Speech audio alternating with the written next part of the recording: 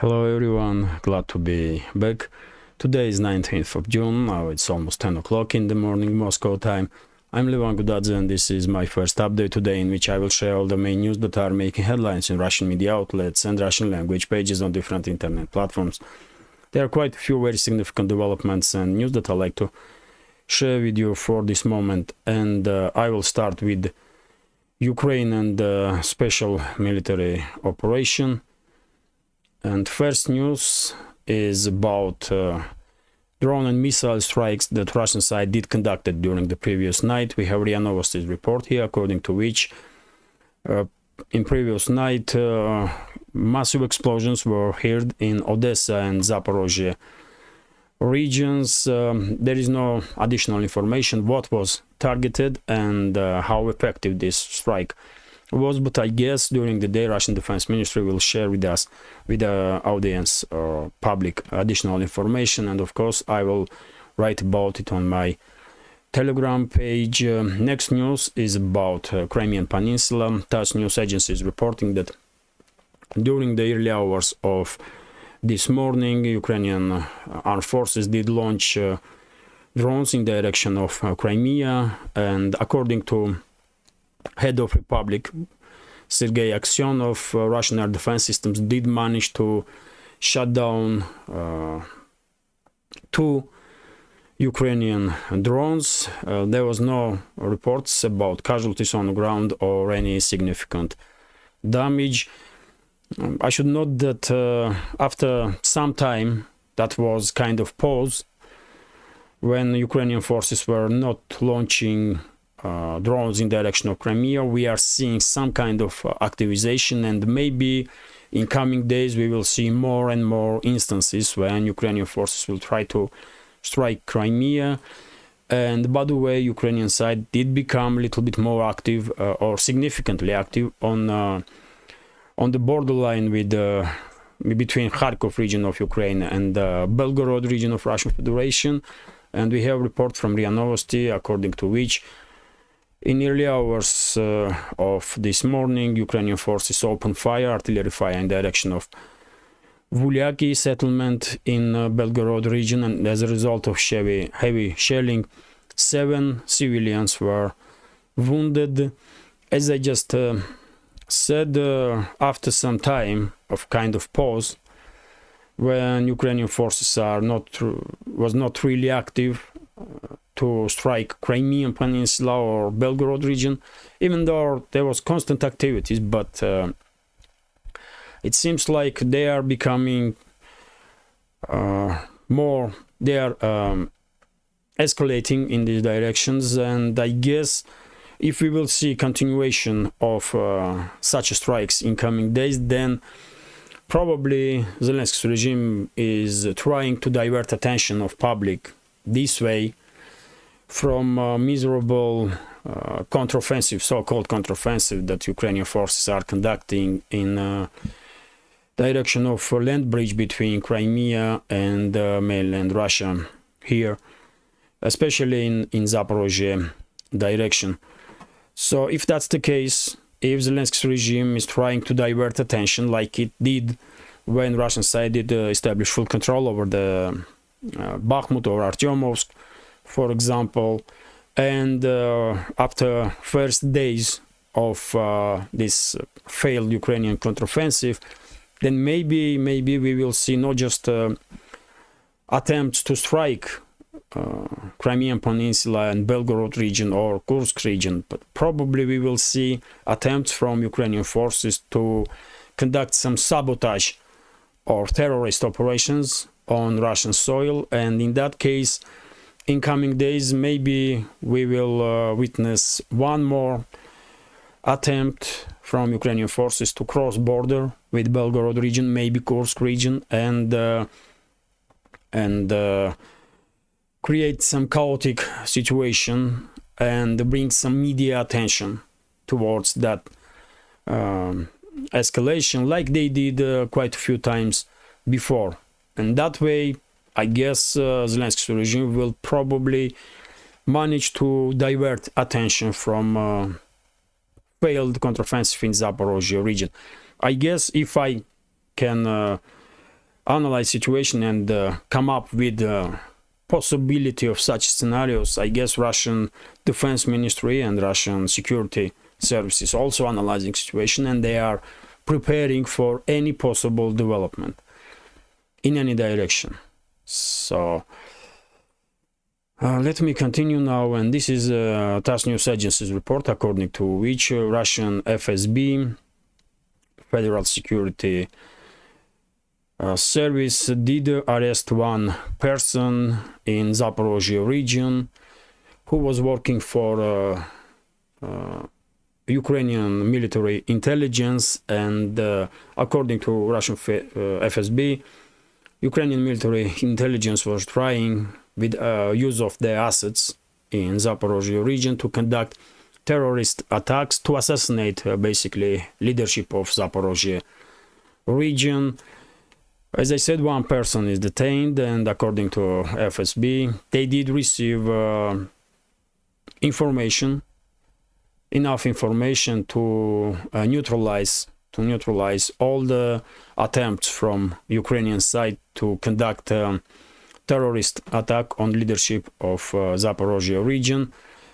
Well, once again, nobody from us are probably surprised, because Ukrainian side using terror as a tool, not just on Russian soil, but also on soil of Ukraine, and by the way, in other countries also.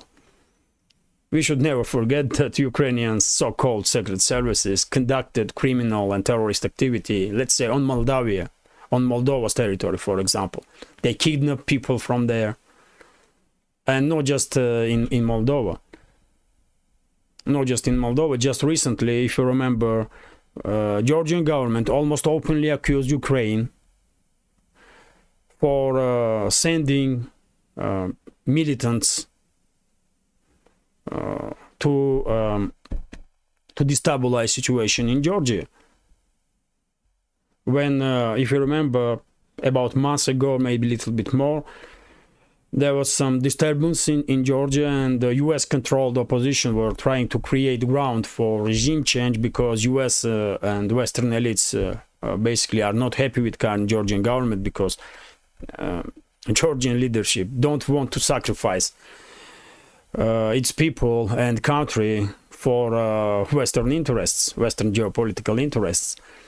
And because of it, Western elites are now not really happy with Georgian government, and they did try to sabotage that government and to destabilize republic and create ground for regime change. They did fail, fortunately, but yet again, in those days, some Georgian officials did openly say that from Ukraine, some fighters were sent to Georgia to participate in destabilization. So, by the way, we all know what kind of individuals Zelensky and his associates are, especially heads of these so-called secret services. They are terrorists and mass murderers. So what else you gonna expect from them other than criminal activity? Let me continue now, and this is TASS News Agency's report. Quite interesting news, because I guess that's how legends are born, and then movies made about these stories. We have information from Russian Defense Ministry that in Novodonetsk direction in Zaporozhye region, let me show you this area. That's Novodonetsk area, right next to this bridgehead that Russian side did hold between Ugledar and Gulay Pole. And according to this information, 23 Russian soldiers from Pacific Fleet, 23 Russian Marines from Pacific Fleet, did give a fight to Ukrainian campaign, entire tactical campaign. Rota, in Russian it's rota, so in English it's campaign. Let me check that. Company, not campaign, but company. So 23 Russian soldiers did give a fight to entire tactical company of Ukrainian 103rd Marine no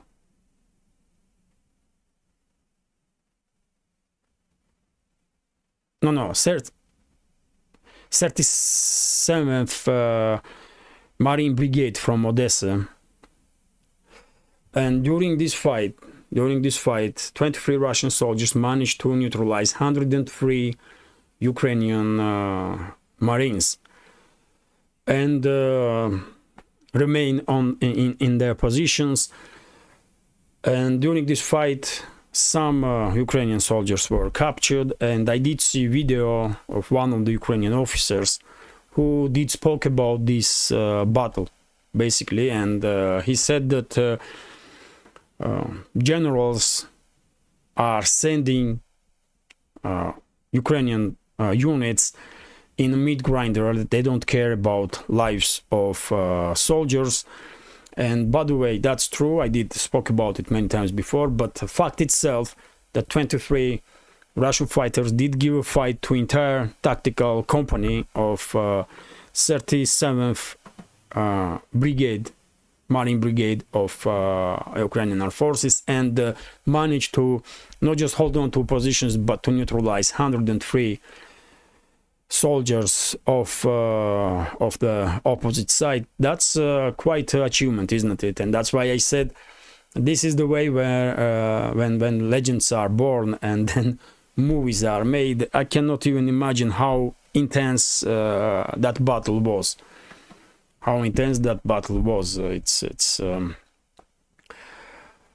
Well, remember my words. In some time in the future, once this conflict will end, I guess, of course, Russian side will make some movies about this conflict, and maybe we will see this episode of current conflict in some of those movies, because as I said, I cannot even imagine how severe that fight was. Let me continue now, and TASS news agency also is reporting that in LPR, officials from LPR did report that entire Ukrainian armored column and manpower was neutralized in Kreminaya direction.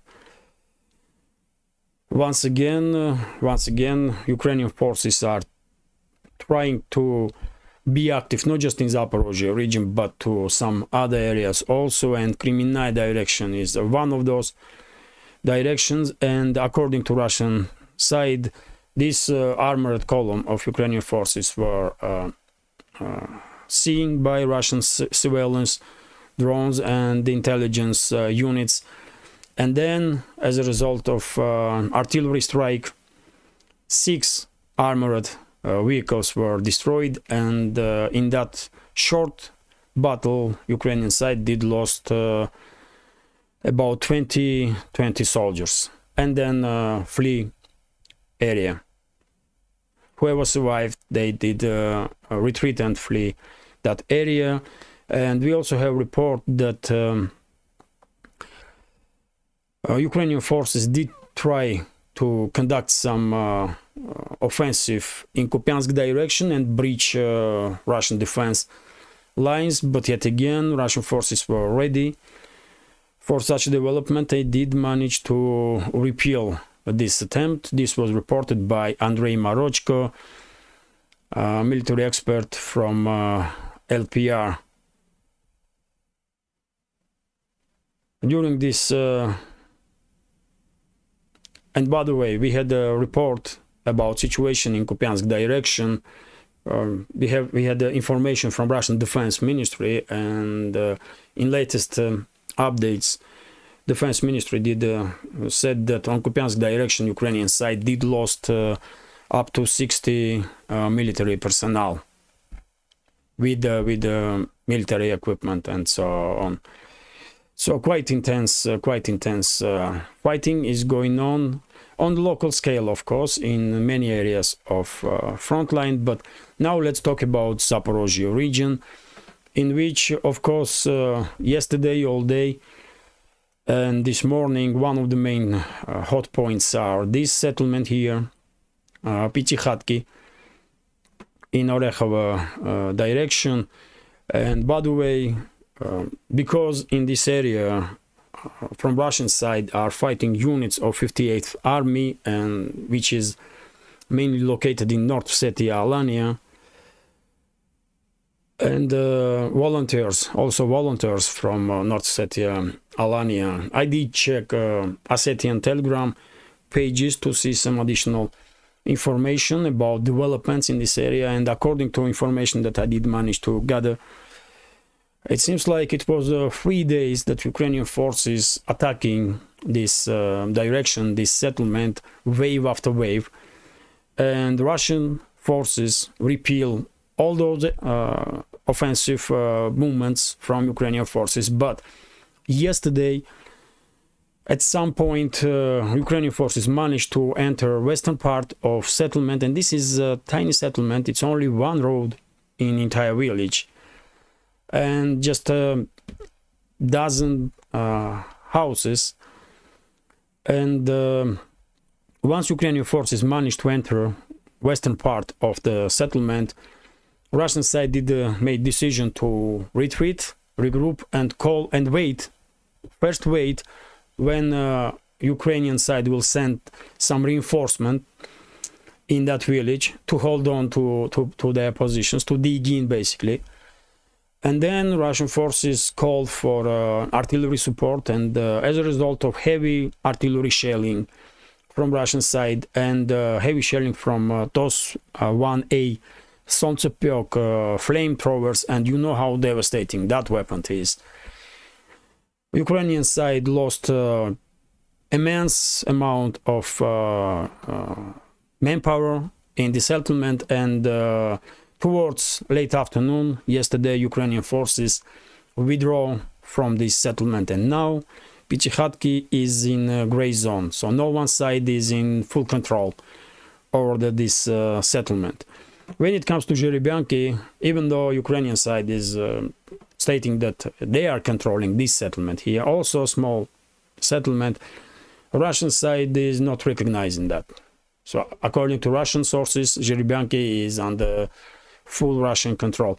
Of course, during the day we will learn some more information about situation in this direction of the front line, Zaporozhye sector of the front, and I will share all the additional information on my Telegram page. And by the way, local scale clashes also taking place in direction of this bridgehead that Russia controls between Ugledar and Gulyai-Pole, but nothing on the scale that we see in the first stage of the so-called Ukrainian counteroffensive. So mainly, even though there are some severe clashes on the front line, I will characterize this situation as a operational pause, because Zelensky's regime is refusing at this moment to send in attack much bigger force that they are using currently. So we did not see that entire brigades on the march or battalions on the march. That's rare occasions, at least for last weekend. I guess my prediction will become correct, and this operational pause will probably be prolonged for not just few days, but maybe even few weeks. And by the way, I did share on my Telegram channel this information, for example, from from US Institute for the Study of War, according to which, and they did analyze situation on the front line on regular basis, and they are publishing their findings and or the analytics, and even this definitely pro-Ukrainian so-called think tank is admitting that the armed forces of Ukraine are temporarily suspending counteroffensive operations in order to review their tactics for future operations. So, in other words, Zelensky's regime forced to minimize, let's say, activity on the front line, because it's clear to everyone that this counteroffensive is failing miserably, and probably many of you who are living in the Western states did see many articles in Western media, first time for a long time or ever, when Western so-called experts and politicians and the media outlets themselves are trying to downgrade this Ukrainian counteroffensive to minimize expectations now. Previously, they were in unison were talking about this counteroffensive, that how successful it will be and how huge advances Zelensky's regime will have on the front line. But now they are doing exactly the opposite. They are downgrading this counteroffensive, probably in attempt to conduct some damage control, because yet again, I don't think Western elites truly need questions to rise in Western societies, because after all, they did spend hundreds of billions of dollars for Zelensky's regime, and there was such intense propaganda about this counteroffensive, and now what we are seeing on the front line, miserable failure of Ukrainian forces, isn't it? And I guess it's possibility that Western societies, or at least part of society in the West, that are fed up with all this Ukrainian story, will not just ask questions but also demand answers. And to minimize criticism, that's why Western elites are now conducting this damage control operation, media operation, to minimize whole this story of a Ukrainian counteroffensive. When it comes to overall summary on the front line, Zaporozhye direction is a local scale fierce fight, but on the local scale without massive involvement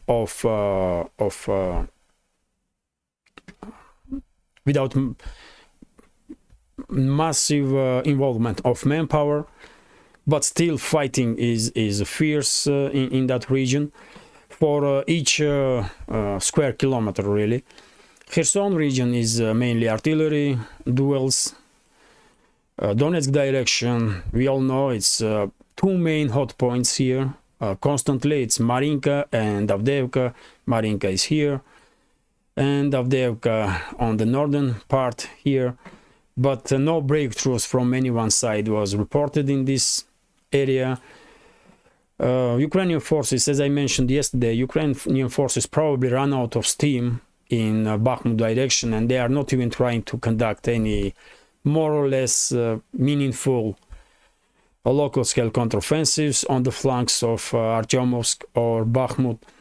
Seversk direction, it's usually this settlement here, Belogorovka, that is constantly disputed between the sides, and they are in constant close range combat in that area. Same can go for can be said about Liman, Kupiansk and Kupiansk directions. And by the way, because Ukrainian side yet again actively shelling Belgorod region from this bridgehead here, I guess Russian side will activate its forces in Kupiansk direction in coming days to neutralize all those Ukrainian units that are conducting these shellings. Let's see. That's a quick summary. On the developments on the front line, and of course because Zaporozhye direction and this Ukrainian counteroffensive is the main topic all around the world when it comes to Ukrainian conflict. I did spend much more time to talk about this area, and yes, even though there are some local scale fierce fighting is taking place, we are not seeing large scale movements or offensives of Ukrainian forces that we see in the first stages on this counteroffensive, and probably this operational pause will last for quite some time now. And I would not be surprised if Ukrainian side will even call off this counteroffensive in attempt to save last reserves that they have, last strategic reserves that they have. And by the way, whenever I say large scale about this Ukrainian counteroffensive, of course I mean large in context of Zaporozhye front line and in context of this local fighting,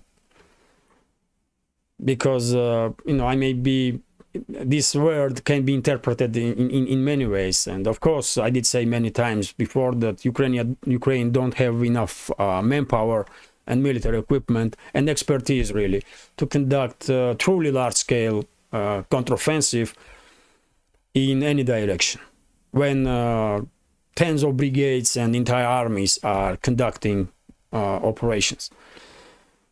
But yes, when it comes to local scale skirmishes, if entire brigade is conducting offensive movements, it's a quite large scale operation in that local area, isn't it? That's what I mean. So yes, let's continue with some other news now, and this is quite interesting news, by the way. RIA Novosti is reporting, and yesterday I did share information about it on my Telegram page also, because Israeli media portal Walla did report that based on Polish experts, that Israeli government did agree to sell about 200 Merkava 2 and Merkava 3 main battle tanks to some European states, with the rights to re-export this equipment to Poland and Ukraine. But just a few minutes ago, another Israeli media outlet,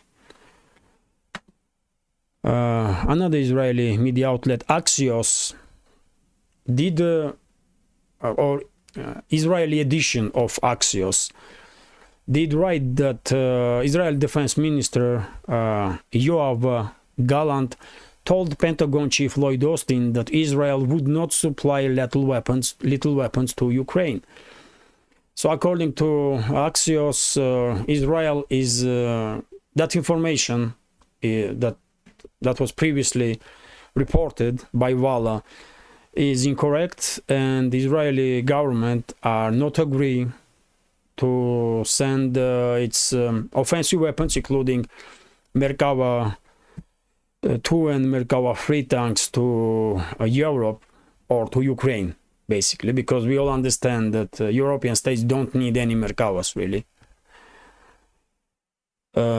So let's see, this topic is developing right now as we speak, and maybe tomorrow we will see some additional information, and these tanks will truly end up in Europe and eventually in Ukraine. But I will be very surprised, because I did spoke about this topic yesterday in my second update on Patreon, and I did notice that a Russian leader, Vladimir Putin, and leader of Israel, current leader of Israel, Benjamin Netanyahu, they have quite good relationships, and Russia and Israel were developing quite working good relationships, maybe even friendly, or friendly may be too strong a word, but relationships between the countries were good. And I just don't understand why Israeli government needs to escalate with Russia. I mean, what is the point? I don't understand, really. And when I see this information, I was glad, to be honest, because come on, man, it will be big mistake on Israeli part to escalate with Russia, and especially with the sending of offensive weapons to Ukraine. Why, for God's sake? After all, it's just unimaginable that Israel will openly support some terrorist and Nazi regime in Ukraine. I don't know, man. It's quite confusing story, really. And that's why I'm saying I was glad when I see this information. And hopefully there will be no Israeli tanks and Israeli offensive weapons in Ukraine, because I don't want to see deterioration of relationships between Russia and Israel. Man. Why, for God's sake? You know?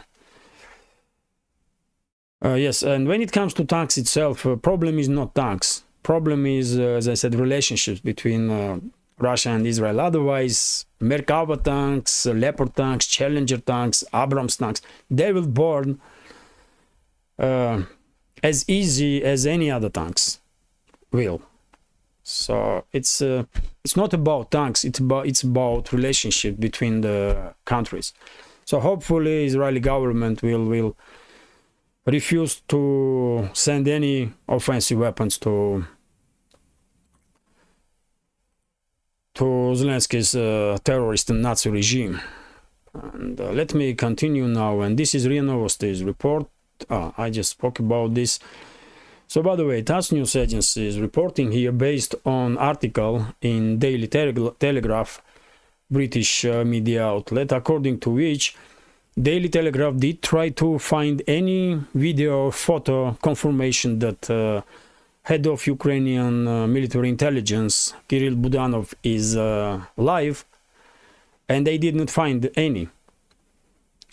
They wanted to confirm information that he is alive, he is not wounded or killed or anything like that, but they was unable to find any proof. And as you know, it's already third week, if I'm not mistaken, that there are these rumors that are circulating on internet about this mass murderer and terrorist, Kirill Budanov, who should definitely be brought to justice, and he should spend entire his life behind the bars for terrorist activity that he did conducted on Russian soil. And yes, it's already 2-3 weeks that these rumors are circulating that this animal was killed during one of the Russian strikes on headquarters of Ukraine's military intelligence, but there is no confirmation about it, about this information. And Daily Telegram did try to find proof that he is alive, and they didn't manage to find to confirm that information also. So who knows, maybe this animal is alive, maybe he's sent to Bandera already. Hopefully that's the case, but because this kind of animals should never even be born, for God's sake. They are disgrace of human beings, human society. But whatever the case is, probably it will take quite some time before we will learn true information about that mass murderer. And by the way, also TASS News Agency is reporting about fate of Zaluzhny, head of General Staff of Ukrainian Armed Forces. Putin was asked about Zaluzhny during his meeting with military correspondents, and Putin did said that there is some informations that Zaluzhny may be not in Ukraine.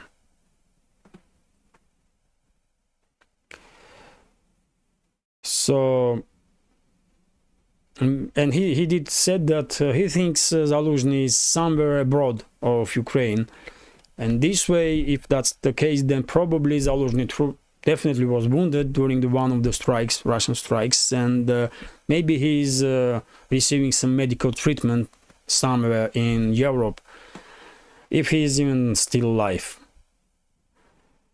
So these two war criminals, these two terrorists and war criminals, maybe are dead, maybe are alive, but rumors about them are constantly circulating in the internet, and Well, it will be interesting to find out what did really happen to them. Let me continue now. This is RIA Novosti's report, according to which Zelensky's regime come up with new idea to pay for Ukraine's debt, foreign debt, with Russian assets that were frozen by, in the Western states. Well, not surprises, really. Even EU member states and even Western states are all openly discussing how to steal Russian assets. And I mean, it was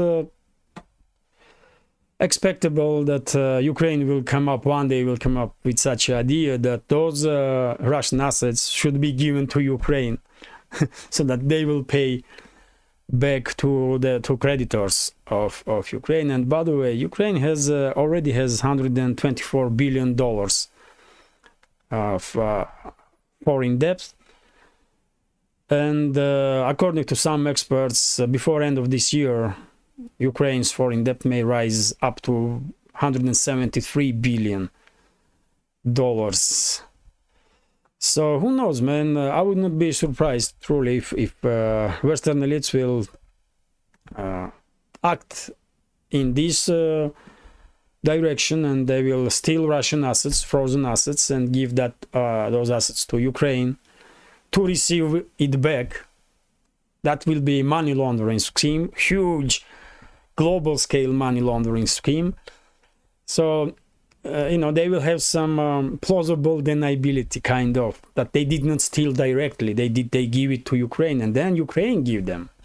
Zelensky's regime did give them back for credits that regime Zelensky's were receiving. But yet again, nowadays you cannot be surprised by any crazy moves from Zelensky's regime or Western masters of those criminals that are running Ukraine. Let me continue now, and this is RT's news agency's report.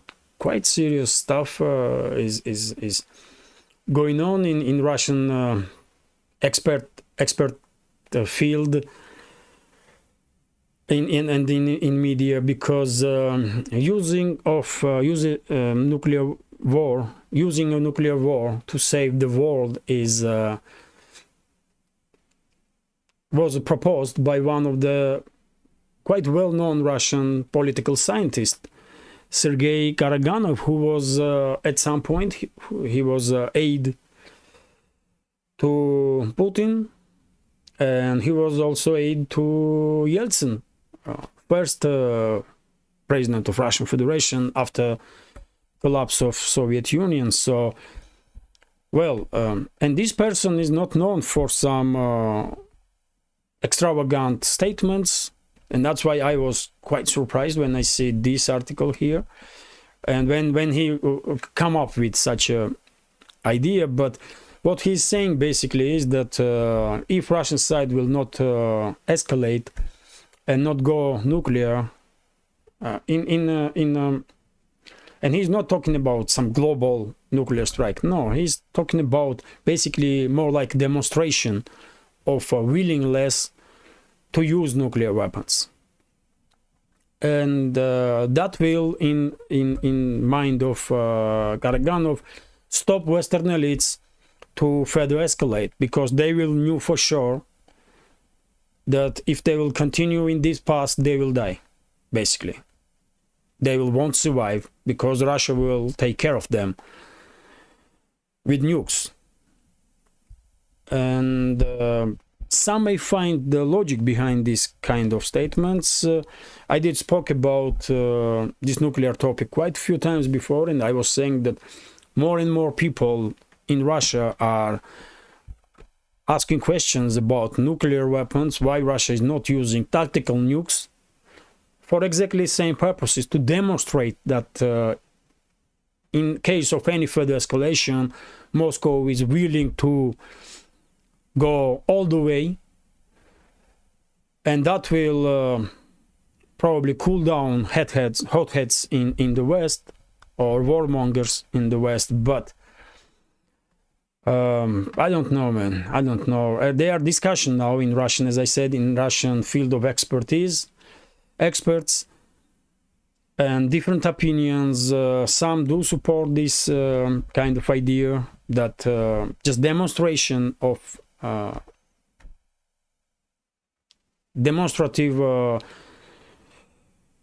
use of tactical nuke will be enough to take care of ambitions of Western elites, and some are saying that this kind of step from Russian side may provoke even further escalation and nuclear exchange, and then entire world will end up in deep trouble. And some experts are not exactly against use of nukes, but they are saying that Russia don't need it right now. There is no need to use extreme force because Russia is achieving, slowly but surely achieving its goals on the front line in the special military operation, and Russia basically is demilitarizing and denazifying not just Ukraine but also Western states. And Russia is taking care of not just Ukrainian criminal elites but also Western criminal elites. And you know, we can argue how correct this assumption is, but well, Ukrainian army is now fighting with the Western weapons mainly because almost all the weapons that they had previously before this military campaign already destroyed mainly, and now Russia is taking care of this Western-made military equipment. And we are seeing in the Western media articles that some Western states already did run out of ammunition and weapons that can be delivered to Zelensky's regime. And some states are experiencing shortages for their army, their own armies. So, in some sense, Russia is truly demilitarizing NATO with this conflict, not just Ukraine, but of course, this is some extreme step to use tactical nukes. But I did say many times before, with constant escalation with Russia, Western elites are pushing Moscow in the corner when Russian leaders may see no other option as a way out other than use of extreme force. And I guess that was exactly reasoning behind this article that professor, by the way, and political scientist Sergei Karaganov did write. And yes, I mean, I did share a link to this article on my Telegram, and there are different opinions there from different experts from Russia. That's article, by the way, and I mean, you can read it if you want. There are different experts are answering and discussing this topic, including Alexei Makarkin, professor, also Sergei Poletaev, co-founder and editor of the What For project, also philosopher Alexander Dugin, former State Duma deputy and director of Institute of International Political and Economical Strategies Yelena Panina, Ilya Grashnenkov, political scientist. So you may find this article interesting, but yet again, man, that will be in any case use of nukes. Of course, it's extreme step, and it may end this conflict. Yes, there is such a possibility in theory. If Russia will, demonstrate its willingness with, let's say, 1 or 2 tactical nukes to use these weapons, if Western elites will not stop, it may force Washington, London, Brussels, and other major capitals in the West to calm down, or we may see opposite reaction.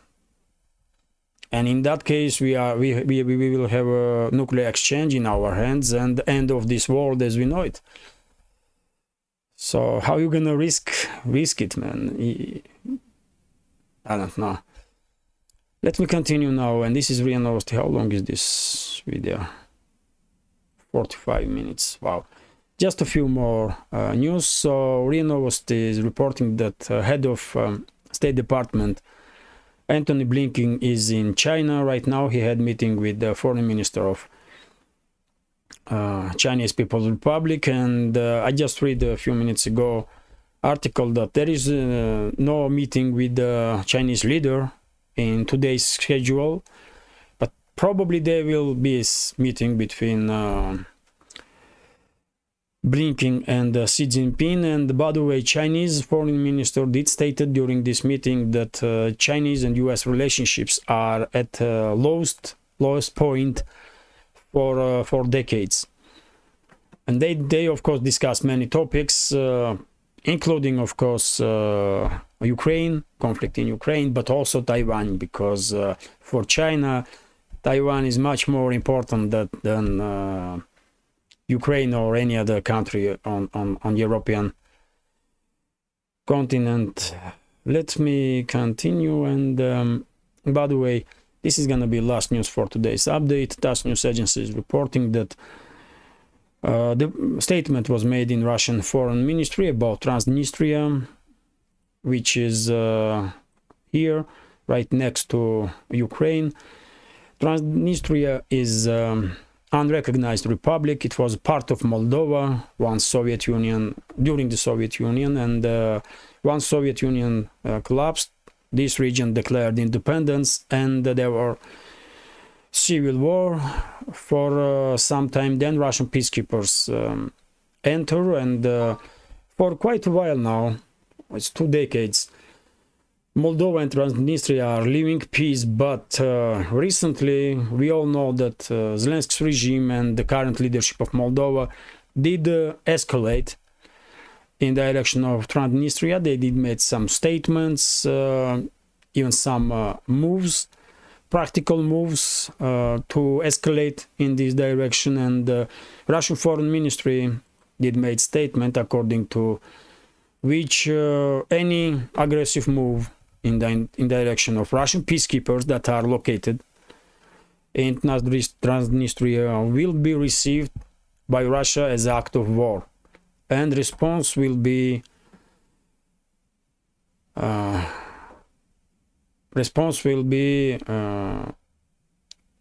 accordingly. Russia will respond accordingly. So that's quite a warning for Moldova, because if they will escalate, it will be difficult to avoid confrontation with Russian peacekeepers, and I guess Russia will be forced to take care of this criminal leadership of Moldova, I guess. But yet again, Romania is a major player when it comes to Moldova and this region, and I don't think Romania needs any confrontation with Russia. So Bucharest probably will make sure that current leadership of Moldova will not make any crazy moves and not escalate in Transnistria, and not in attempt to keep relationships with Russia in current status, to not escalate basically. So this is it for now. Update is quite long, but I hope you will find this video interesting. If any additional news, if any interesting and significant additional news, of course I will share it on my Telegram page. And yes, if you find this video interesting, please hit that like button, leave some commentary about any topic you like, and if you can, please share links to my videos on my channel with your friends on your on platforms that you are active on: Telegram, Facebook, Twitter, or other platforms. And if you think this channel is interesting, useful, and deserves to exist, please consider to support with small donations through PayPal, buy me coffee, or by subscribing to my Patreon page. You will see links under this video in the description box. This is it for now. I wish you a great and successful new week. Take care and see you soon.